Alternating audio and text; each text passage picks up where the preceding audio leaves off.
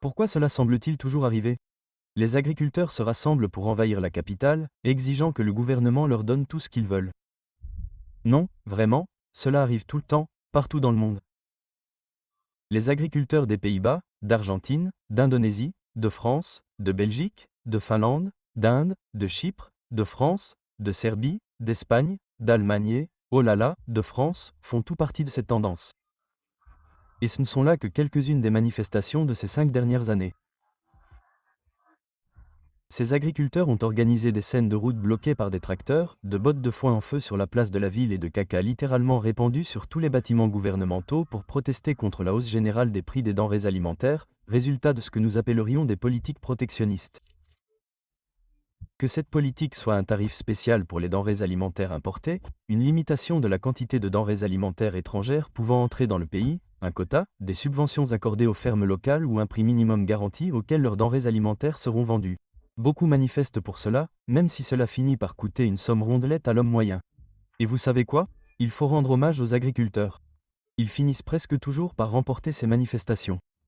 Partout dans le monde, l'agriculture est de loin l'industrie la mieux protégée et la mieux rémunérée, malgré le fait que lorsque les prix des denrées alimentaires sont plus élevés, eh bien, vous mangez de la nourriture. Presque tout le monde dans le pays est moins bien loti. Alors pourquoi n'y a-t-il pas de manifestations de consommateurs, ou du moins de manifestations de consommateurs ayant pour objectif spécifique de limiter les droits de douane ou de mettre fin aux subventions sur certains produits alimentaires? Il n'y a pas de foule qui défile dans les rues pour exiger que le prix des carottes soit réduit de 76 cents par la suppression d'un contingent tarifaire pour le fret. Mais l'inverse se produit plusieurs fois par an, partout dans le monde. J'aime les agriculteurs autant que n'importe qui, mais sérieusement, pourquoi continuent-ils à faire ça?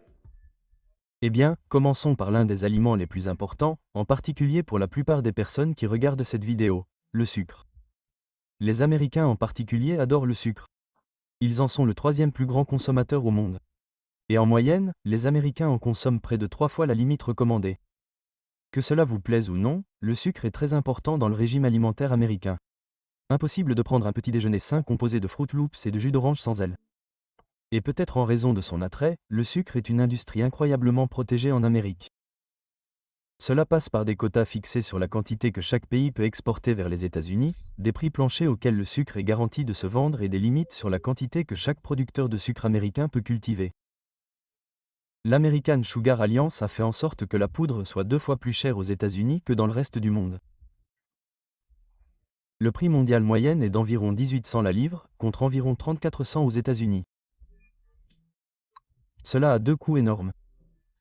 Premièrement, le coût littéral du sucre et de tout ce qui est fabriqué avec du sucre dans tout ce rayon est plus élevé qu'il ne pourrait l'être, ce qui représente un coût total d'environ 3 à 4 milliards de dollars par an en raison de la hausse des prix des denrées alimentaires. Deuxièmement, des dizaines de milliers d'emplois dans l'industrie alimentaire pourraient être créés si les prix du sucre n'étaient pas si élevés. On estime qu'il y en aura 20 000 en 2022, contre environ 4 000 dans la culture et le raffinage du sucre qui seraient perdus en raison de la baisse des prix.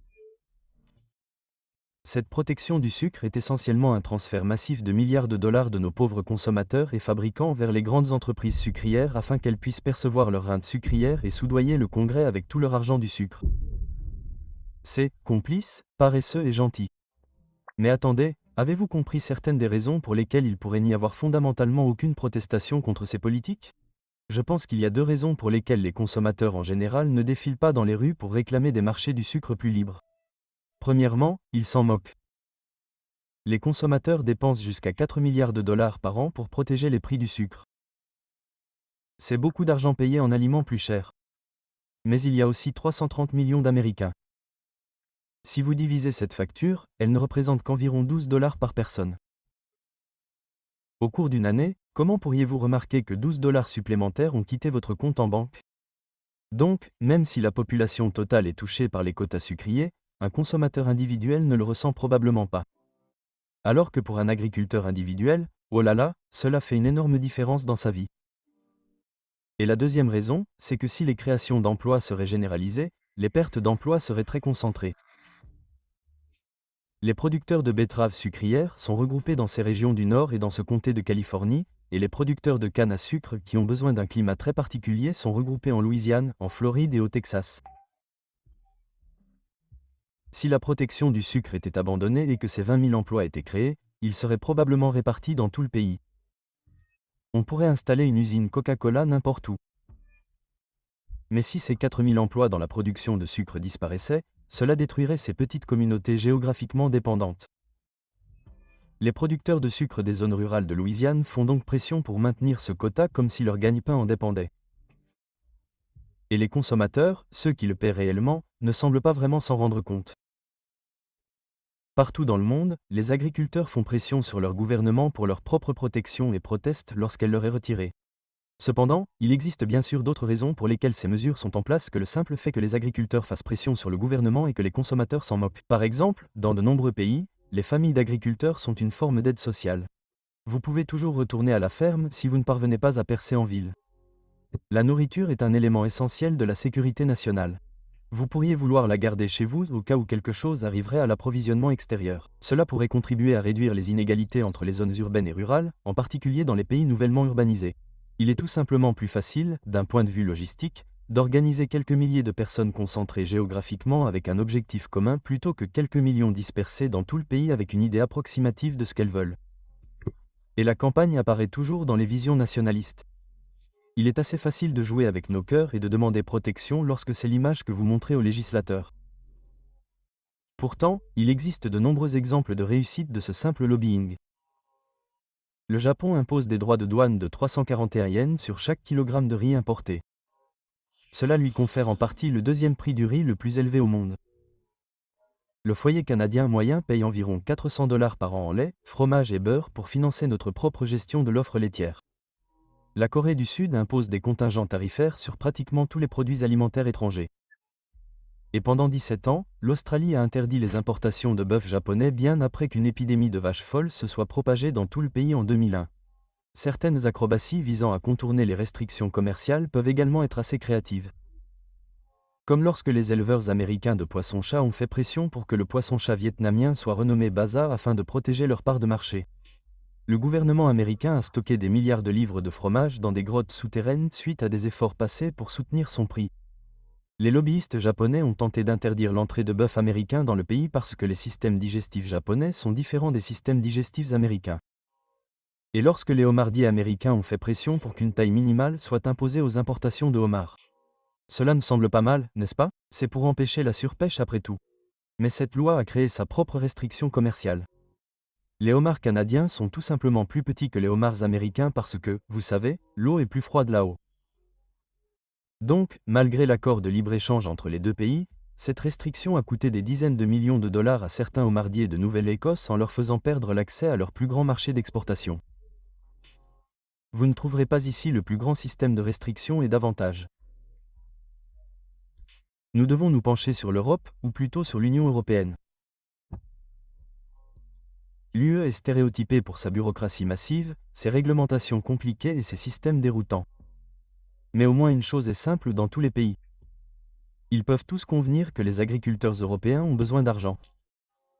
La politique agricole commune est l'un des plus grands programmes de protection des agriculteurs au monde.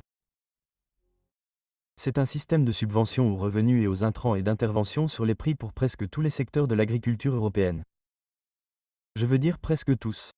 Des pommes de terre au tabac, en passant par le miel, les fleurs, le vin, le coton, les embryons et le biodiesel. En 2019, la PAC a dépensé plus de 60 milliards d'euros pour 13 millions d'agriculteurs, dont la plupart se trouvent dans les pays d'Europe de l'Est et du Sud. Ainsi, bien que l'agriculture ne représente qu'un peu plus de 1% du PIB de l'UE, les subventions agricoles représentent environ un tiers du budget total de l'Union. L'UE dépense à peu près autant pour la PAC que pour l'énergie, la défense, l'administration, le Fonds social européen, les transports, les bâtiments, Erasmus et son programme Horizon Europe réunis. Pour être juste envers les Européens, la PAC a été créée pour imposer une politique agricole unique à chaque membre de l'UE plutôt que de laisser les nations décider seules, ce qui aurait presque certainement conduit à des guerres commerciales et à des mouvements nationalistes au sein de l'Union. Lorsque l'UE s'est formée au lendemain de la Seconde Guerre mondiale et qu'il y avait une réelle possibilité qu'une troisième se déclare, la dernière chose qu'ils souhaitaient était des querelles commerciales entre les États membres. La PAC avait un objectif géopolitique très réel, maintenir l'Europe unie contre les Soviétiques. Mais au XXIe siècle, de nombreux pays riches la considèrent comme une subvention à la fois aux grandes entreprises agricoles et aux exploitations inefficaces du Sud et de l'Est. L'Allemand moyen verse environ 170 € au fonds chaque année, mais le Roumain moyen ne verse qu'environ 60 €, alors qu'il compte le plus grand nombre d'agriculteurs de l'UE. Et ce n'est que le coût des subventions, sans même inclure les coûts implicites, la hausse des prix des denrées alimentaires et les pertes d'emplois. Alors, la PAC a-t-elle encore une utilité aujourd'hui? Oui. Le projet politique de l'Europe serait bien plus faible si les agriculteurs néerlandais se querellaient constamment avec les agriculteurs allemands. De nombreuses communautés rurales seraient dévastées, et cela maintient les exploitations agricoles européennes réglementées et les fait avancer vers un objectif commun. Maintenant, si vous pensez que c'est un avantage ou non, cela dépend vraiment de votre vision du monde. Ces agriculteurs ne semblent pas penser que la réglementation les aide beaucoup. Mais comme toute autre protection agricole, elle a un coût. Le coût de l'Europe est unique en ce sens qu'il n'est pas seulement inégalement réparti entre les niveaux de revenus, il l'est également entre les différentes nations. Bonne chance pour essayer de l'enlever, car si vous le faites, vous pourriez vous retrouver dans une situation similaire à celle de l'Inde. En 2020, l'introduction de 3 lois agricoles visant à déréglementer l'agriculture en Inde a déclenché non seulement une réaction violente contre la protection des agriculteurs, mais aussi l'une des plus grandes manifestations de l'histoire de l'humanité. Contrairement à l'Europe, où le pouvoir des agriculteurs est principalement politique, les agriculteurs indiens disposent d'un pouvoir social et démocratique considérable. Plus de 40% des Indiens travaillent dans l'agriculture et représentent environ un cinquième des revenus de l'Inde, un peu moins des 2 tiers d'entre eux vivant en zone rurale. Les agriculteurs ne sont pas seulement un groupe puissant au Parlement, ils constituent la majeure partie de la population. Ces lois, visant à rendre l'agriculture plus rentable, permettraient donc aux agriculteurs de vendre directement en aval de la chaîne d'approvisionnement plutôt que par le biais d'un marché géré par le gouvernement. Vous savez, vendre du riz directement aux transformateurs alimentaires, aux épiciers ou aux supermarchés, et pas toujours aux bureaucrates du gouvernement. C'est là que réside précisément le problème. De nombreux agriculteurs ne voulaient pas être à la merci des entreprises. Une vente classique de blé impliquait de négocier avec un commissionnaire pour obtenir le meilleur prix possible, puis de le vendre aux enchères à des négociants agréés par le gouvernement. Même si passer par au moins 3 niveaux de vente avant que la nourriture n'arrive dans votre assiette est assez inefficace, de nombreuses exploitations dépendent de cette vente ici et de la stabilité qu'elle garantit. Les partisans de ces projets de loi affirment que la corruption et la collusion entre les commerçants agréés par le gouvernement forcent les agriculteurs à accepter tout ce que la soi-disant mafia Mandi leur donne. Mais les opposants affirment que les prix planchers et les prix de soutien minimum sont ce dont dépendent de nombreux agriculteurs pour subvenir à leurs besoins et à ceux de leur famille. De plus, ce système est en place depuis les années 1960. Pourquoi le supprimer tout d'un coup? Ainsi, au lieu de voir des tracteurs bloquer les rues de New Delhi uniquement, après l'introduction de ces projets de loi, des tracteurs ont bloqué les rues de presque toutes les capitales et grandes villes du pays. Des vagues de personnes sont venues soutenir les agriculteurs. Des dizaines de millions, non, des centaines de millions de personnes y ont participé. Et après un an de ces manifestations massives, le cœur, l'âme et la voix de la nation ont fini par l'emporter. Le Premier ministre Modi n'est pas vraiment connu pour ses compromis. Mais après avoir insisté pendant un an auprès des agriculteurs sur le fait qu'ils seraient mieux lotis avec ces nouvelles lois, même lui a dû faire marche arrière. Les agriculteurs gagnent toujours. Peut-être pouvons-nous donner un sens à tout cela en utilisant des graphiques imaginaires. Je sais que beaucoup de gens se moquent de ces graphiques incroyablement théoriques parce qu'ils simplifient trop le monde réel, mais je pense que vous allez aimer celui-ci. D'accord, il y a 2 axes. L'un avec le montant du profit réalisé sur quelque chose et l'autre le coût marginal pour produire un autre de cette chose. En bas, il y aura différentes entreprises, personnes ou nations d'efficacité variable, la plus efficace étant ici avec les coûts les plus bas. Nous pouvons maintenant dessiner ce graphique.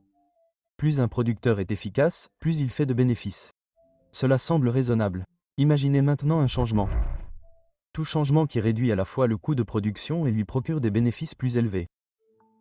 Cela peut être dû au progrès technologique, au libre-échange, ou à la monopolisation ou à la consolidation d'une industrie.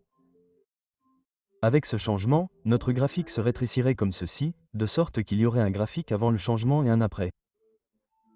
Nous pouvons maintenant le diviser en 3 sections.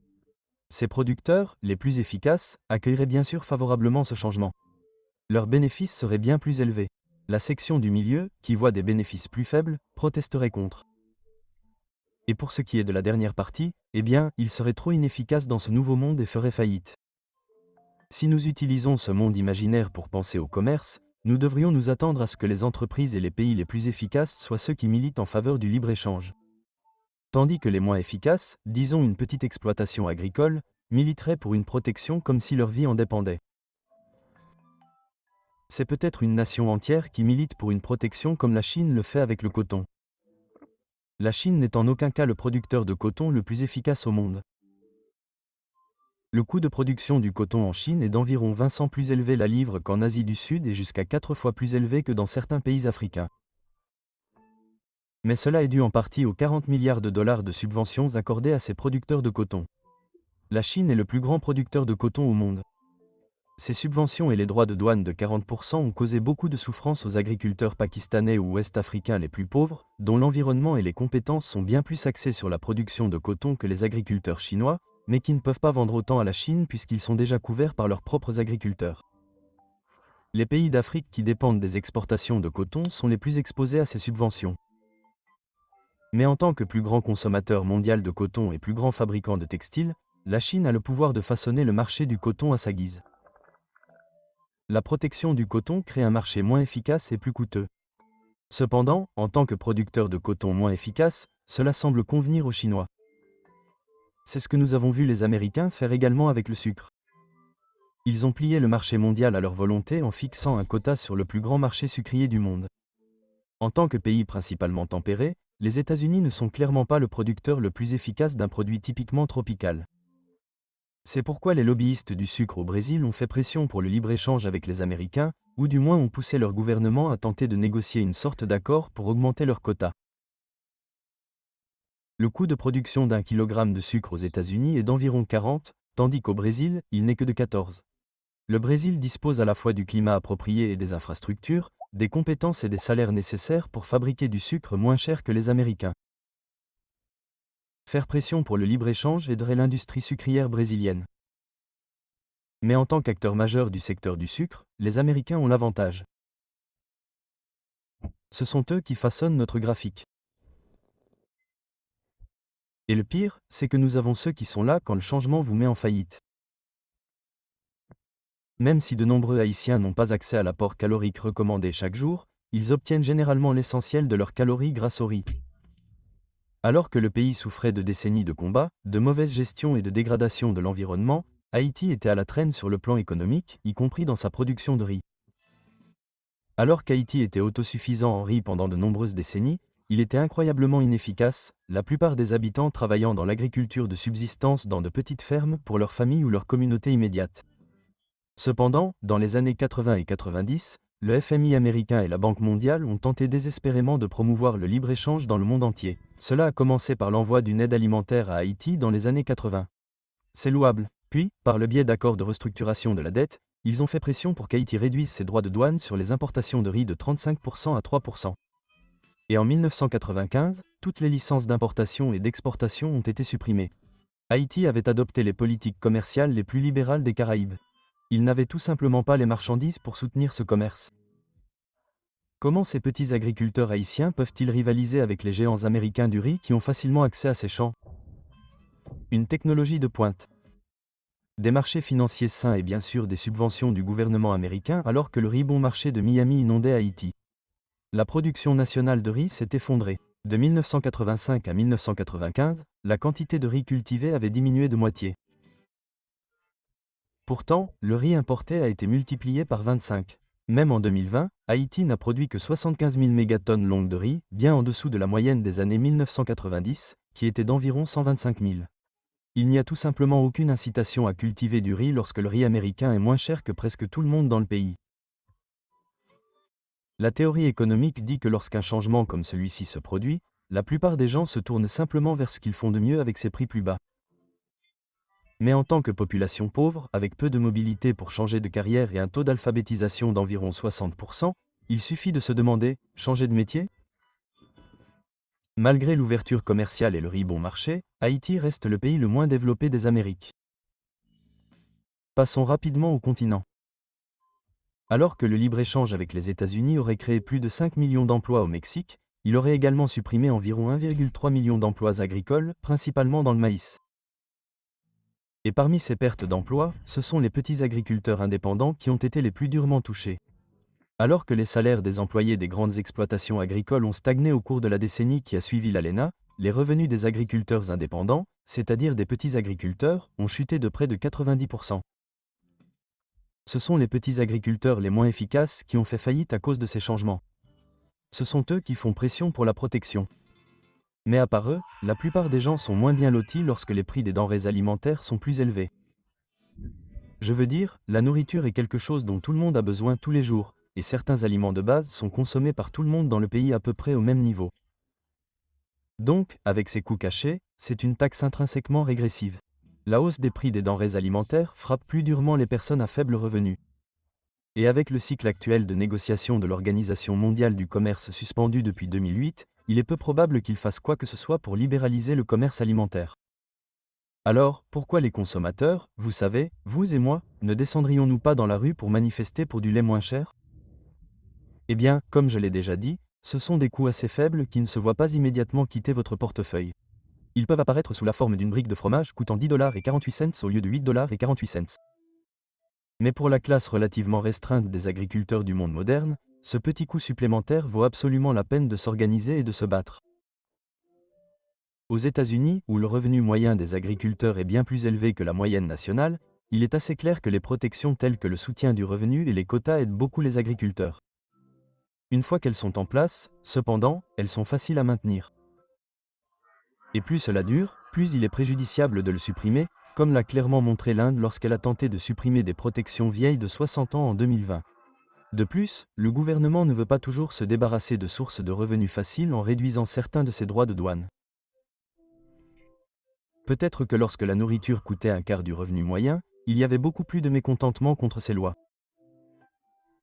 L'un des seuls efforts concentrés contre une protection agricole spécifique sur des types d'aliments spécifiques était la Ligue anti-loi sur le maïs, un mouvement de la classe moyenne britannique dirigé par les travailleurs pour abroger les restrictions commerciales sur les importations de céréales. Il a réussi en 1846. C'était il y a longtemps. Mais c'était aussi à une époque où le Royaume-Uni traversait une période d'urbanisation sans précédent et où les ouvriers d'usine avaient besoin d'avoir accès à du pain bon marché pour survivre dans les nouvelles villes. Aujourd'hui, cependant, le Britannique moyen ne dépense qu'environ 7 à 8% de son revenu en nourriture. Et je parie que nous ne verrons pas d'efforts concentrés contre les restrictions alimentaires au Royaume-Uni de sitôt. Sommes-nous trop riches aujourd'hui pour nous soucier de la flambée des prix alimentaires ? Ou bien les agriculteurs sont-ils tout simplement meilleurs au jeu politique que presque tous les autres groupes ?